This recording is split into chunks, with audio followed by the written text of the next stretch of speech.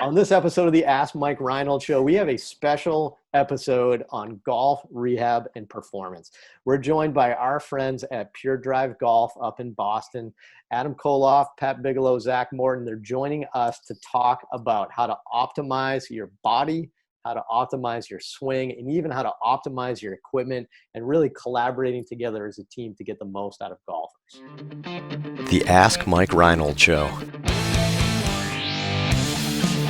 Helping people feel better, move better, and perform better.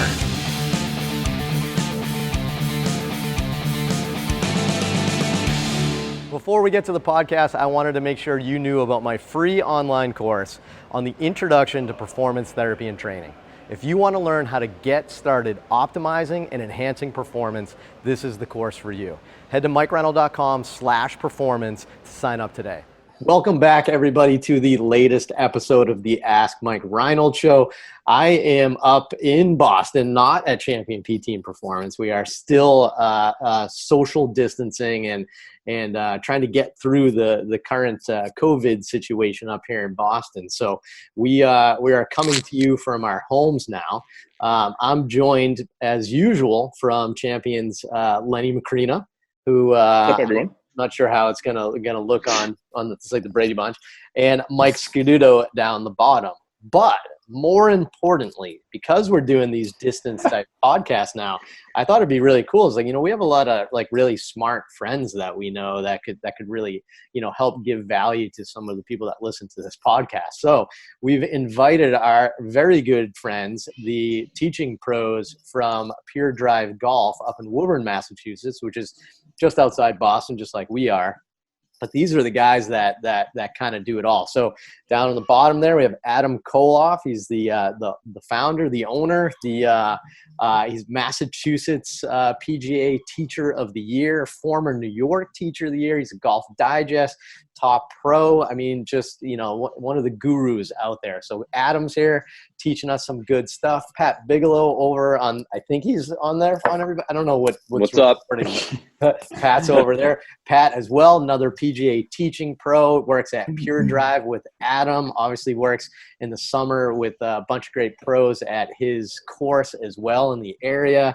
And then Zach Morton down below. Zach is here joining us as well. Zach, again, another PGA pro working with Adam at Pure Drive, and specifically is kind of like their club fitter. So he does a lot more than that, but obviously has a lot of good experience with helping people with their equipment and stuff like that. So we thought we'd do this really cool episode on golf and golf rehab and golf performance, but coming from a perspective of collaborating with this like huge multidisciplinary approach. So I thought we'd get started. So welcome. Thank you, everybody.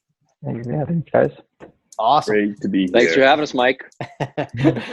So why don't we start with this? Because we have a combination of rehab, performance, and swing on this podcast episode. Why don't we start with you, Mike? Mike's kind of our golf rehab specialist at Champion. Tell us a little bit about the concept of the body swing connection and how that is kind of like the guiding principle behind everything that we kind of do together. Yeah, absolutely. I think that's a huge concept, and kind of looking at it from the 1,000-foot view, kind of the general overview. The body swing connection is really a reflection of how your body moves and how that manifests itself in your golf swing, right? So the first thing I tell a golfer when they come in to work with me at Champion is your golf swing is a reflection of how your body moves. So if you tend to be stiff and you have limited range of motion, your golf swing is going to reflect that. You probably have a shorter swing. Or you're going to create compensations elsewhere to generate the movement that you want that can lead to a decrease in performance or a decrease in efficiency. So from my perspective, I am very concerned with the movement that that person is able to display. So there's certain things that I'm looking for you to be able to do, and that kind of lies on a spectrum. I'm not looking for the exact range of motion of thoracic rotation for every single golfer, and if you don't have that, you're doomed. We can always work with you, but it's going to guide my advice to you from a movement perspective. It's going to guide the collaboration that I have with your golf coach based on the result of your physical movement screen. Got it. So hugely important, obviously, understanding how the body is involved with what you can and can't do with the swing, right? So, Adam, how about from your perspective of from the swing coach and the teaching professional, right, what does the body swing connection mean to you, and how does that input what you do with your athletes that you work with? Yeah, it's huge. This is coming to light more recently. I would say in the last few years, it's starting to get more. People are starting to get more aware of it, which is great. I went to a TPI seminar several years ago, and that was pretty eye-opening to me to understand more about the body swing connection. Because I've been teaching for many, many years, and I never realized. I'll give you an example. I would teach people, and I felt like I couldn't get them into these positions, and I was always wondering, all right, is it like a drill, or is it something that I'm missing here? I can't get them into these positions. But now understanding more about the body, I realize now these people are limited. They physically can't do certain things in the golf swing. So lately, past few years, I love connecting with other fitness trainers like Mike who understand about the body. And when I work with students, I can tell them, hey, listen, I can help you as much as I can help you, but you also need to work with a trainer, because I can take you only so far, but if you work with a guy like Mike, he can help, and then we can sort of push you along and accelerate the learning process. So, I think it's huge. It's a huge thing in my teaching. Yeah, I mean, it's hard to think that people always want a quick fix for their golf swing. They always want to come in and say, like, give me a couple of drills, but they don't realize that there's often a reason why their swing looks the way it looks, right? For sure. So from like a teaching professional perspective, like how do you guys approach that? Like, so when you're looking at somebody's swing analysis and you want to improve something, just something generalized, right? Not some specific, do you usually attack it real quick with like, maybe like, hey, let's work on, just educating you on what you're supposed to be in, what position you're supposed to be in, and some drills to kind of groove that? Like, when do you shift focus and think, hey, wait, I wonder if this is a body limitation? Like, how does that trigger in your guy's head? I don't know who wants to start. Maybe Pat. Yeah. I don't know. Pat seems to have more swing faults than all of us. So maybe just get totally. I can relate to all of these issues. I think the information that, and I think Adam alluded to that perfectly with TPI coming out in the last couple of years. So players now have the ability to access all this different information, different stretches, different drills. And it's been great to meet you guys, where I've had students that are in their 60s and 70s and have limitations, right? They can't turn a certain way. They have limited flexibility in their hips, and sending them to Mike and then seeing them come back, 2 weeks later being like, wow, I can actually make this move now and not be sore, not have it feel uncomfortable. Obviously, the more reps that the player is doing, the better it's going to be. But there's different ways to attack it, where before, from a golf standpoint, we might not be able to get that player to ever do that move. But if we send them to Mike or to Lenny or to you guys, now they can actually start to make that correct change. Right. It really speaks to the power of collaborating, right? Totally. Totally. And it's, we're guilty all the time as the PTs. I don't know if you guys are in your profession, but we love to try to step over the line sometimes, and then like try to look at somebody's swing or do something like that, where totally, that's never our philosophy at Champion. We're always very specific to say like, hey, you need to work with like a swing coach and we'll collaborate. But Mike, what's up? Yeah, I think just going on that, I think my role as a golf performance specialist from the movement side of things, like I understand movement.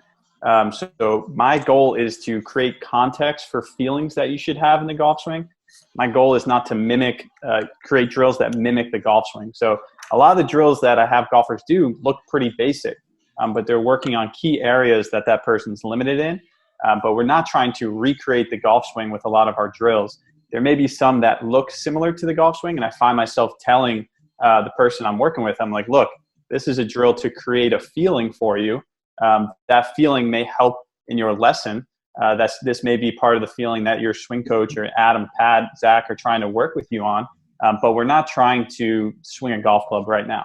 We're breaking things down into its components from a movement perspective, and then building them back up. So maybe that includes like eliminating joints from the equation. So instead of being in the standing position, we have people go to kneeling. Sometimes that's easier for people to learn pelvic rotation and dissociation of the body. And then we build them back up. And I think that's my role, is create that context and then let Adam groove the swing and really teach that person how to swing a golf club. Yeah, I mean, we all have the same goal, right? We're trying to help the person in front of us. So our clients, our students, our patients, whatever they may be in our worlds, we're all trying to help them achieve their goal at probably being better at golf, right? So it's an interesting way to do it, and it just shows you the power of collaboration that I think is so important. So, all right, well, let's do this. Let's give some like maybe examples of the stuff. So like Lenny, Mike, we'll kind of talk this way first. Like, what are some of the top impairments that you tend to see in the people that come and work with you that are trying to golf, but they're struggling a little bit? Like, not specifically like injuries or something like that. That's like a whole big topic, but like, what are some of the impairments that you tend to see? I don't know who wants to start. I mean, I can start and go pretty basic, and Mike can dive deeper. He's kind of the specialist in this, but obviously the thoracic spine is the biggest one I think we see in most people, right? That's going to be right, exactly. Me too, right? So like everybody, we sit a lot, we get tight in our mid back, that gets tight for some reason. And then it's up to us, because the thoracic spine, for those that don't really 100% understand, it helps with rotation of your upper body, right? So a big portion of the golf swing is getting that turn, right? So you can only have so much rotation in your thoracic spine before other segments need to kick in and assist with the rest of that rotation. But if you're limited in your thoracic spine, so that mid portion of your back, then the motion's going to try to come from somewhere else that may not necessarily have the motion. But if you're going to force the motion, which means that joint, maybe your low back or your hips or somewhere else, may begin to break down. It's not ready for the motion you're trying to give it. And I'm a prime example. So I get lessons from Adam, full disclosure, right? He's really helped my game. And I struggle with thoracic rotation. I'm relatively loose jointed, but there's certain areas of my body that are not used to the swing that I think I need. And I know I have the potential because I have that underlying joint laxity. To me, I think it's a product of just being not strong enough, and my joints are now have become a little tighter than they're supposed to be. And I've actually made a conscious effort to work out more and work on some of the mobility drills that Mike has mentioned and Adam have mentioned. And I definitely see a difference in my swing, a feel in my swing. So for me, the thoracic spine is kind of that top one that we go after. Nice. I know there are others too, you know. I like, and you know, that's the concept of relative stiffness, I think, really jumps out at us right there. And that's, you know, the concept of an area being stiff and the other areas around it having to make up for it. I think that's fantastic. Right. What else, Mike? What other impairments do we see? Yeah, absolutely. I think thoracic spine is definitely a huge one. Being able to turn through our upper thorax, dissociating our upper and lower half is another big one. And that's almost a little bit different, gets into motor control. But I think big one, thoracic spine, rotational mobility, hip rotational mobility, and core and pelvic control. And I put that more into a motor control category. I've actually had the pleasure of evaluating in person Pat, Zach, and Adam. And I think they're actually really a good example of different movement capabilities. So Pat is kind of tall and lanky. And it looks like he should be someone who's like loosey-goosey, nice. But he's actually really stiff. Like, you're a stiff guy, right? Mm-hmm. You have stiff thoracic spine, stiff hips, big time, and stiff shoulders. So the big focus of Pat's program is going to be mobility, getting him able to extend through his thoracic spine, get him able to turn a little bit more. And then, you know, we layer things on top of that. But if you look at Zach has really good mobility, but he was like, I don't want to be vulgar, but like kind of a motor moron when it came to controlling his hips and his pelvis, right? So he had a lot of difficulty dissociating his upper and lower half at baseline, right? And so a lot of our focus for him was creating context for that type feel, and, you know, building awareness of how he's moving his body in space, and then layering some power development on top of that reinforces that. Mm-hmm. And then Adam has a flawless golf swing sent from heaven. So, you know, not much to work on there, I guess. I mean, is it nature or nurture? How old were you, Adam, when you started golfing? 12 years old. It was when I really started playing like all the time. I'd always like play with my father here and there. He cut down a club for me when I was like 5, 6 years old, but I was never really into it. He wasn't like one of those helicopter parents, but he's taking me to tournaments, watching me hit balls at the range, telling me what to do. So I didn't really start till 12, but when I started, I was playing all the time. So I got involved real early, just loved the game. I didn't get a ton of instruction, but I was an athlete. I was doing a lot of other sports, soccer, basketball, baseball. So I kind of developed some good fundamentals in that sense. And then I just want to kind of go on with what Mike and Lenny were saying.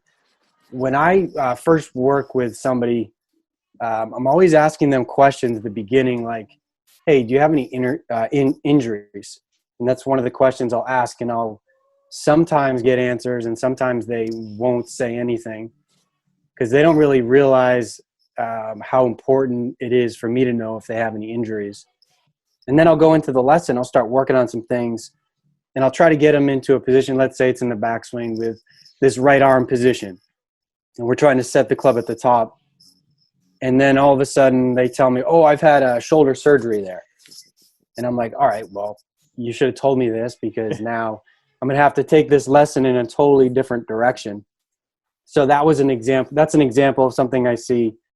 I just wanted to follow up with what Adam said. One of the things I've learned from him is what he talked about is the sort of the pre-interview of the lesson and getting as much information about the student as possible. Background in sports, injuries, because this all relates sort of to the swing. And I think the more information that we can get, the better we're going to be able to help our students. And even post lessons, feelings that work for them. And I think that's one of the great things that you guys do at Champion as well is when I sat down with Mike and went in for my TPI screen, a lot of it was just him and I talking. Granted, we were doing a lot of moves and giving me the TPI screen, but a lot of it was just questions and him getting information from me. And I think the more that we can get, more information we can get from our students, their background, deficiencies they have in their body, the better we're going to be able to help them. Yeah, I think that's a great way of saying it. Adam, tell us a little bit about what you've been doing with Zach, and Zach in particular with his swing mechanics and how you've collaborated with Mike on that. Because I think that's a good example for the listeners here to see how you guys are collaborating on someone. Yeah, for sure. So I'd say this is more rare than other cases. Usually I'm working with people who are tight at thoracic spine, like Lenny was saying. So with Zach, what I was working on was trying to feel like his shoulder turn and his arm swing were more connected. I don't know if you could, sorry, I got a phone call there. So he was feeling connected with he's trying to feel more connected with his turn and his arm. Because what would happen is he would turn almost about 90 degrees, even a little bit further, but his arm would just continue going back, and he couldn't really stop it. I don't know. I think it's related to his shoulder mobility. So it was hard for him to stop his arm swing as soon as his shoulder turn would stop. So we were trying to get that synced up. And for him, he had to feel like the swing was like only going to hip height. So that was one of the keys that we worked on. I'd also just hold something like under his arms, like around shoulder height. So if he went back and he hit it, he'd be going too far back. So there's other ways I was working on him, like a little more width in this right arm. If his right arm starts to fold more, then it's going to cause a longer swing. So feeling more width in that right arm, you physically can't go further back. Plus, it helps keep that connection between chest to arms. Those are just a few ways. Yeah. So what was it that you and Mike talked about that made this kind of click with you with Zach a little bit? Actually, Zach mentioned it. I think Mike mentioned around the same time, and it just kind of was a light bulb for me. I was like, oh man, he's hypermobile. That makes sense. We can't shorten his swing. That's why he's got this arm runoff at the top. So then I just I think I went a different route to try to work on this, Because for a while I was just telling Zach, dude, what's wrong with you? Yeah. Why can't you just shorten your swing, man? Yeah. Like, look at the video. Just shorten your swing. 100%. And that's how I used to approach other lessons. I'd be like, gosh, Right. just turn your hips. Come on. But Right. This sounds like couldn't do it. This sounds like me trying to teach my first grader how to read right now. I don't know. Just read do it. it. Yeah, just do it. Yeah. So, Zach, from your perspective, like, tell us about that, because I think this is a great example of the collaboration here, where understanding the body can help the swing. So, tell us from your perspective as the golfer, even though you're a pro, but as the golfer going through that. Right. Sorry, I got my technical difficulties all sorted, but yeah, I kind of what I was saying before. Yeah, it's really difficult for me to feel, or at least when you see like tour players and everybody, or you even look at Adam or Pat's swing, you look at the top, and I'm like, that's not my top, but their feeling, or the top of the swing, their feeling of the top and mine are completely different, and just working to make it shorter and I guess more efficient has definitely been, it's been since probably day one, day two, working with these guys to make it. But yeah, I think it's even the people that I fit don't really have, it's not very a common thing. So it's definitely difficult to figure out ways or to at least apply these ideas towards the swing. But it's definitely, because you need to be able to generate power, and I guess I've learned to generate a lot of power with it, but it's definitely a difficult thing for me to feel, or to look at my swing and look at my body and see like where it needs to be, and then actually doing it. Isn't it? But here's the great thing, though, is without Mike and without Adam, we would have really had no, or these guys would have no really sense of how to attack his issue, right? Mm-hmm. Now we know he's super mobile. Mike figured that out. Now Adam can create a plan for Zach to shorten his swing. He can attack those areas that Zach is super mobile and figure out ways to sort of restrict him. And without the information, this tag team effort might have not have ever known.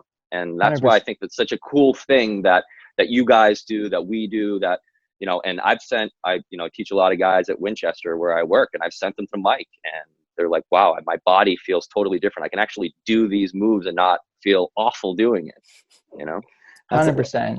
That's great. So, Mike, tell me a little bit about this, because I think what these guys brought up a little bit, I think it's a pretty interesting point, is tell us about like how different golfers look throughout their playing careers and what we're dealing with as players age.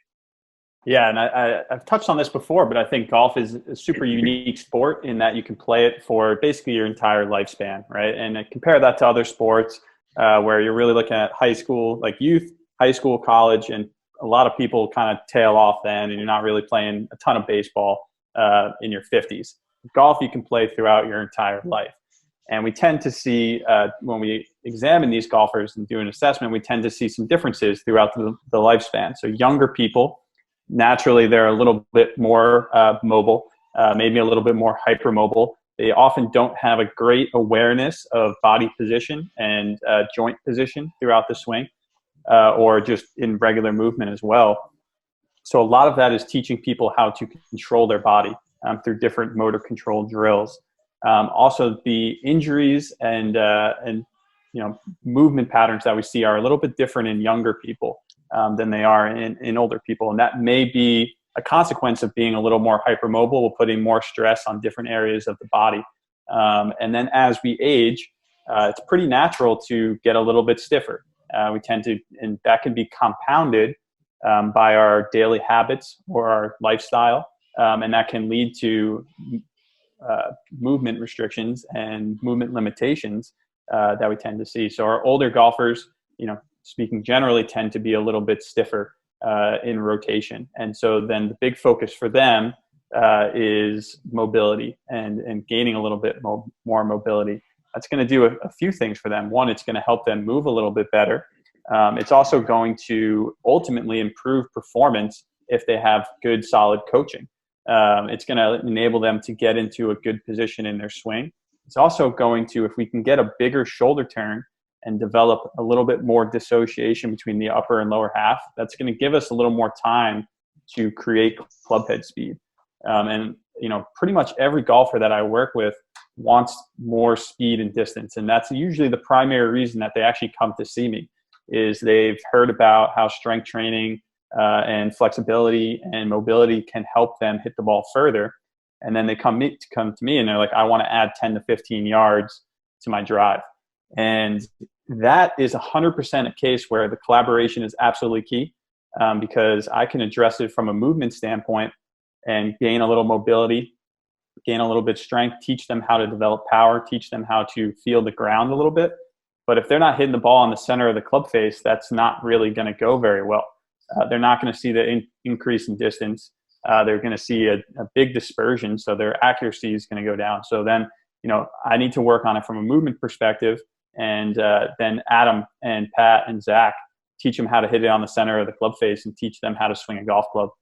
Yeah, I think that's great. And that's, I'm not sure if everybody kind of knows this here, but so Mike and Adam have teamed up.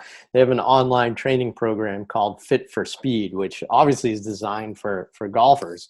But I really think, for the people that listen to this podcast too, seeing this program and seeing what two experts in their fields do, right, is going to be an educational thing for you as well. But also, you should probably go through the program a little bit, you feel it yourself. So that way, you can see some of these changes. So, but it's a good combination of how the body moves and how the swing moves with those two working together. So, but the really interesting thing I think that you said about, as you age here is that it's not like as a rehab specialist or performance coach or swing coach, it's not like you can say this is what a golfer looks like, because Zach has far different issues than I would, right? I'm I don't know, 30 years older than you. How old are you, Zach? But so I'm a bunch older than Zach. So I'm the complete opposite end of the spectrum. So if you're a coach, if you're a rehab specialist or something like that, and you think well, this is what a golfer should look like, then you're going to miss the boat on a lot of people, right? And if you're a golf swing coach or a physical therapist and you're just blindly giving corrective drills or corrective mobility strategies, we call this the corrective exercise bell curve. 20% of the time you're probably going to nail it, you're going to look like a superhero, wow, Pat's the best coach in the world, right? 20% of the time you're probably going to make them worse, and you're going to probably hurt their wrist or their back or something like that. And then everywhere in the middle, we're just going to waste time, right? But if we combine that and put it together, we won't just be throwing random correctives at them, right? We're going to be specific to them. So yeah, I think can I jump in there, Mike? Yeah, yes. So what's cool about you guys is that you have the PT foundation. So I think that really sets you guys apart. I've worked with other TPI certified trainers, and they're good. They know a lot about the body, but you guys, Mike, especially with that PT background, you know a lot more about the body, how to rehab the body, how to make joints move a little bit better. So I just think with that foundation, you guys can attack issues better. I think you can attack issues with more knowledge, and you can really personalize the training a little bit better. That's just the experience I've had working with other trainers and now working with Mike. It's not to pump your tires or anything here, but I think it's cool. They're awesome. I mean, I came in last year, and Mike alluded to it, called me out. I was super, super stiff. And the plan they created for me worked. I mean, I have much more mobility than I had a year ago. My swing feels better. I'm not as sore at the end of rounds. My game has gotten better, all because of the stuff that I was doing off the course. Not even working on my own swing, just working on my body and getting it more mobile made a huge difference in my game. And it's cool. It's really cool to see. Yeah, I think there's some concepts that people come in looking for help if they have back pain. That's what we do. We help them with their back pain. But the key is that people need to understand is, why does your back hurt, right? It could be other areas of your body that we have to look at. And that's what we do, because your low back might be hurt or sore, which is very common in a golfer. It's very common in the regular population of a golfer. But why, right? So we take them through an assessment that we do. We take them through the TPI, and we figure out that, your back is sore because your hips are tight, or your hamstrings are tight, or your thoracic spine that I mentioned earlier is tight. And so the stresses are becoming all focused onto your low back, where the movement is going to occur, but maybe not as much as you think you should have. So I think people need to understand that if you come in with back pain or hip pain, it's probably the reason why is probably somewhere else in your body. Maybe you have ankle mobility issues. You broke your ankle as a kid. Now your ankle doesn't move well. So your ankle, which is huge in the golf motion, to get a squat position, to be able to get some rotation, if that's not moving well, then your motion is going to come from somewhere else. And then you start compensating that we talked about earlier. So I think people don't understand that, yes, that area might be tight and it might seem like your issue. But I think as us as PTs, a champion, we are looking at it. We take a holistic approach and really look at all the joints. So, and I know that's what Mike does, and that's what's in his Fit for Speed course with Adam as well. Sweet. So, sorry. Yeah, sorry. If I could go ahead and plug in, Mike. I think I can definitely speak to that. I mean, when I started coming in, I'm playing competitively, and when I first came in, I kind of on my TPI assessment, I was complaining of like my back was killing me, and my hypermobility definitely causing me probably a lot of different movements, causing a lot of strain on my back. And I can speak that I virtually no back pain since, and just from having targeted exercises towards, I've just learned a lot about myself and just, collaborating with everybody on here. I think I'm just kind of like, I work with all you guys, and it's been great. I think if you're not doing those types of things, I don't think you're really bettering yourself in ways that you definitely could be. Everything here goes hand in hand, and I think I'm a pretty good example of that. Yeah, you guys make me think too. Like, I think the reason why we all get along, so like the six of us here, and even this whole podcast episode exists, is because we all like geeking out over this stuff. We all like enjoy this. Like, I know, like, so Adam's won like every award possible, right, in teaching, and I think he would humbly admit, I think he just did, that he's learning still from other disciplines, and we talk about that all the time. Yeah, right. Like we got to learn. It's so hard to innovate, right? If you're a golf swing coach or if you're a physical therapist, to innovate as a physical therapist and come up with something brand new nobody's ever thought of, it's like super hard right now. But it's funny. I was listening to, sorry to interrupt. I was listening to Adam and Jim McLean the other day talking. And here's Jim McLean, who's one of the best teachers in the history of the game.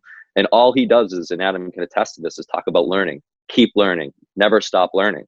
And I think that we all try to do that on here. Yeah, and try to learn from other disciplines. I think that's the key, right? Like, I always say that myself. I'm a better physical therapist because I've learned from so many strength coaches, and I've learned from so many skill coaches like you guys. So, like, I think that's why we get along. Like, we have a lot of golf pro friends that we work with, but I don't think we collaborate as well as we do with this group, because I think we all share the same qualities on continually growing, that growth mindset concept and collaborating. So awesome. So golf coaches, so the pros on this call now. So I guess here's my question. We talked about our top impairments, right? It's probably T-spine, hip, motor control, core. It's really the center of the body. It's kind of interesting. Those are our top impairments we tend to see. What, from your guys' perspective, what are the top swing faults? And we don't have to get into like a million, but like, just like, what are the big ones you see in most amateur golfers, and how do they relate to these impairments that we just talked about? What do you guys think? So I'll jump in and I'll just start at the beginning of the swing. What I typically see is bad posture. Whether they're weak at the core, maybe the glutes or something. There's a variety of postures that I see, and they not getting into a good posture is one thing. How they take the club back, they start to rotate on a flatter shoulder plane is something that I typically see. Possibly because they can't get into that left bend, that side bend as they're turning. That could be related to something around the mid-spine. Another biggie is this trail arm internal rotation. So if somebody's never played baseball or have specifically never like has thrown a ball or played some sport where they've had to throw a ball, they might not have that external rotation. And so because of that, they're not going to position the club correctly at the top, or they're going to have some compensations at the top. Like, for example, their right arm's more internal, and then the club could be in a really bad position at the top because of that. but it's hard for me to go in there and change that because they're limited there. So I can't make a difference. I got to send them to Mike, and it's going to take a while. But right away, I'll have to adjust the lesson plan, talk about other ways to shallow the club, for example. So those are just two examples in, setup and in the backswing that I commonly see. Huge. Early extension's a big one. I think that we see a lot. Yeah. Especially among amateur players, not using the ground effectively, pulling the club down. Mike mentioned it, not being able to disassociate your upper and lower body. Those are all absolutely remaining copper tilts. Just to tie that in together, I think there's some research studies that looked at our physical screen and swing characteristics and tried to look for a correlation. The two biggest ones were the hip hinge pattern, so being able to touch your toes. If you are not able to do that, was highly correlated with early extension in the golf swing. So not being able to maintain a hip hinge pattern, which is Mike's swing fault there, you're going to come out of that posture throughout your swing, or it's more likely, I guess. The other one was overhead deep squat, again, correlated with early extension. But part of that, when you look at research, particularly in golf, is a lot of people tend to early extend and a lot of people tend to move pretty poorly. So take it, it all becomes James individual. wants to get in here. Gibbs. That's awesome. Yeah, no, this is a family thing, Adam. My kids are dying to get on a podcast too. So Mike, talking about Reinold's golf swing quickly, he's definitely got some early extension on the way down. But as a golf teacher, you have to attack some of the causes that would translate into early extension. For example, if you're coming down a little steep, which actually is not Mike's issue, his club comes from the inside, but his club face is really open.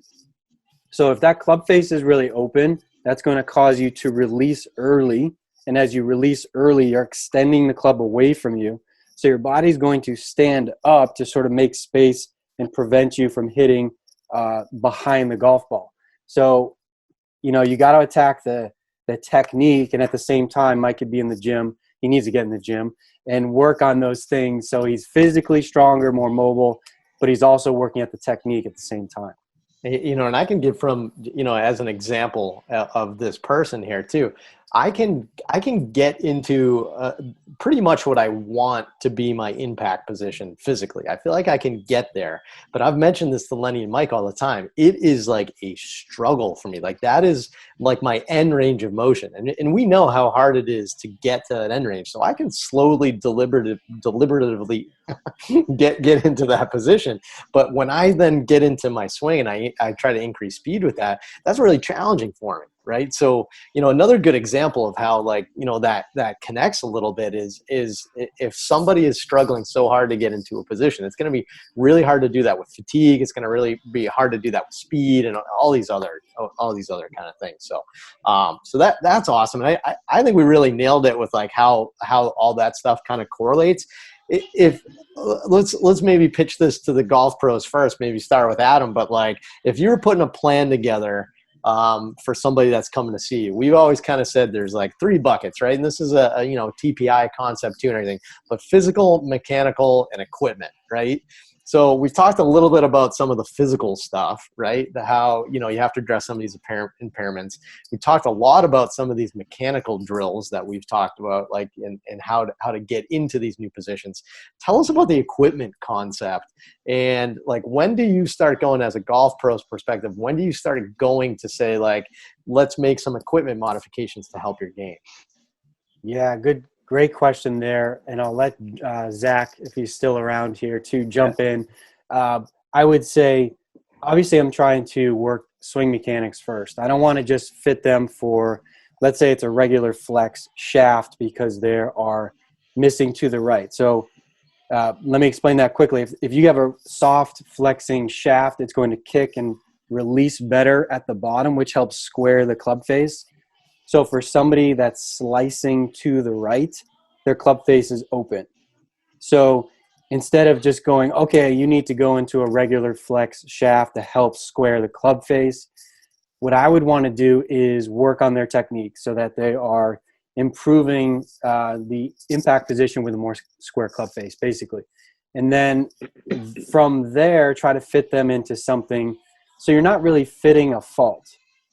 So what's cool is Zach and I collaborate about that stuff. If I have a student who asks me about fittings, I'll say, okay, come to me first, take some lessons with me first, and then go get a fitting with Zach. And the cool thing is I'll collaborate with Zach, and I'll kind of give Zach like a blanket thought about, hey, this guy's got this speed. His typical miss is here. His trajectory is high-low, and just go with that. Absolutely. And Zach will kind of fine-tune from there.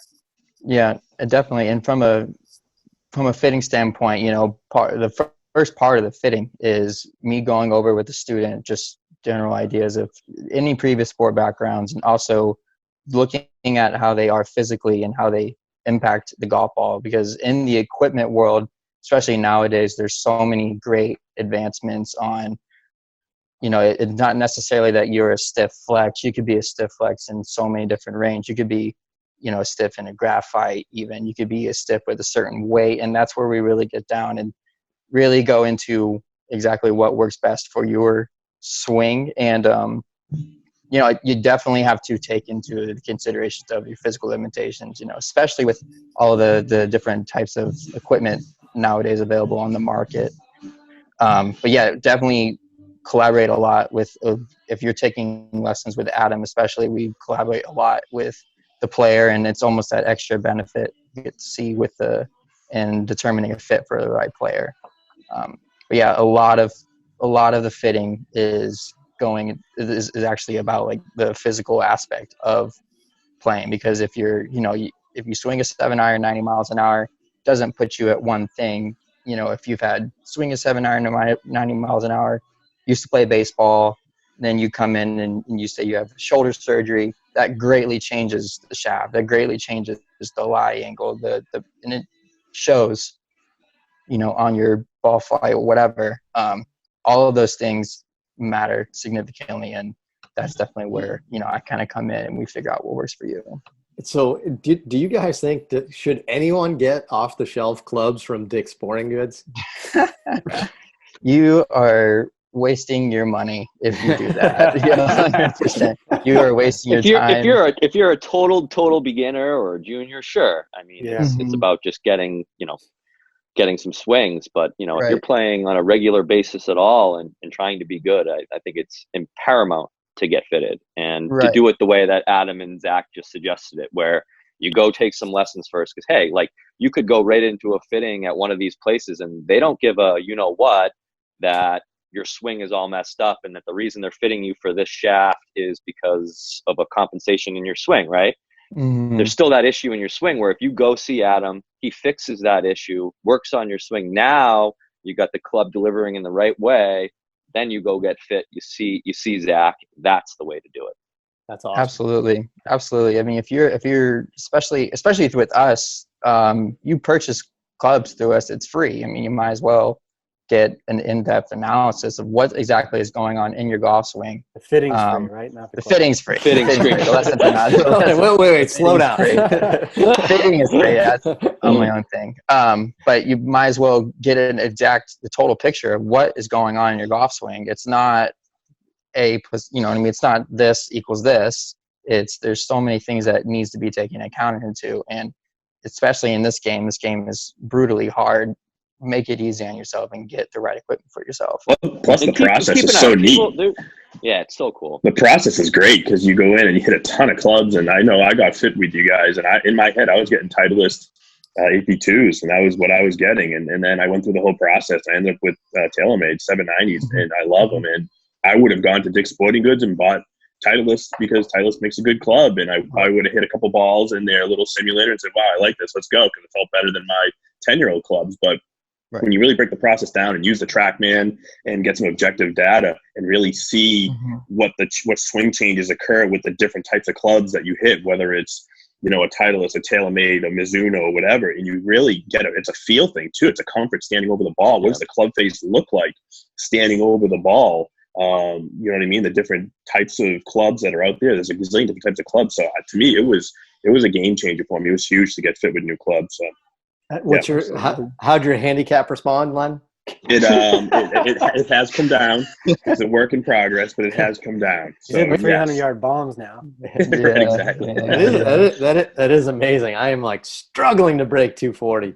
It's crazy, but awesome. Well, hey, thanks everybody. I really this in and of itself was almost like a master class on how to collaborate between rehab, performance, and skill coaching, right? Because we all kind of got on together, we all talked, we all geeked out, we kind of showed you that. So indirectly you learned a lot about golf, hopefully, but I think this was also kind of like a class on how to collaborate and how to work well with other professionals, because you see the benefit. It's not about us, right? It's not about you looking smart by knowing about the golf swing. It's about knowing the right people to collaborate to help your client achieve their goals. I think that's the key. So, well said. So great Absolutely. episode. Thank you so much, everybody from Pure Drive Golf. If you want more information on these guys, they have both local options if you're in the Boston area, but they also have some online programs as well. Adam's got some great educational content. Pat is really stepped up his Instagram game during this quarantine. It's been amazing. So they got a bunch of good stuff, online courses. Adam's doing online swing lessons now. Mike and Adam have Skillist. Go see him. Yeah, Mike and Adam have the Fit for Speed program. So I'll put links on everything in the program here so you guys can see that. But I think, again, if this is interesting to you and you're trying to get into the golf world, then I think you got to embrace some of this and experience it a little bit yourself so you can understand the perspective that you're about to recommend to your own clients, right? So anyway, thank you so much, guys, everybody from Pure Drive for joining us. And thank you for watching. Thanks for having us, Mike. Yeah, my pleasure. Thank you, guys. If you guys have more questions like this, head to MikeReinold.com and click on the podcast link.